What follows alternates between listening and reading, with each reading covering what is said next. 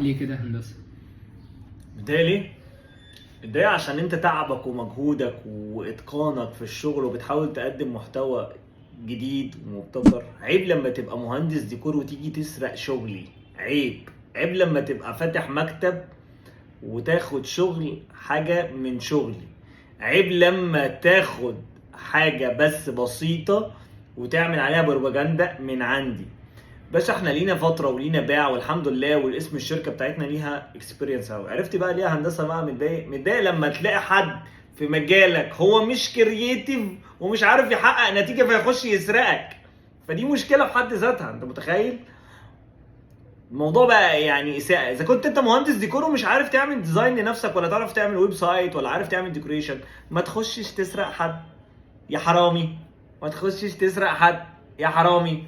ابسط حاجه بالدليل ده الويب سايت بتاعنا يا جماعه، ماشي اهو. كونتاكت بتاعتنا اهي، والويب سايت والواتساب وتعمل اهي كل حاجه، الكاربت اللي احنا عاملينه. والويب سايت بقى له فتره كبيره جدا. لما اخش بالصدفه الاقيك سارقه كده. ليه يعني ليه؟ هستفاد ايه؟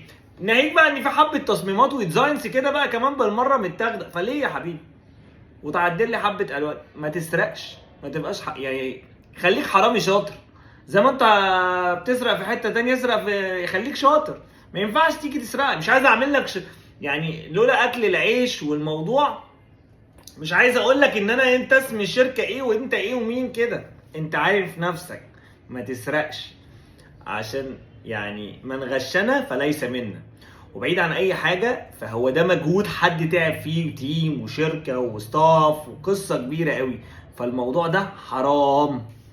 تاني عشان المره الجايه لما الاقيك بتسرق حاجه تانية هعلم عليك.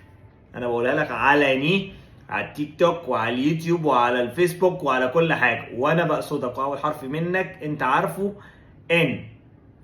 اتفقنا؟ بلاش تسرق. والناس اللي بتتابع التشطيبات هي عارفه ان دي ناس سرقت مجهود حد تعبان فيه كتير. رايح حبه الشعر البيض دول، يعني الخبره دي مش ببلاش. لو عايز معلومه واساعدك هساعدك من عينيا ببلاش، بس تيجي تخبط على بابي وتقول لي ساعدني.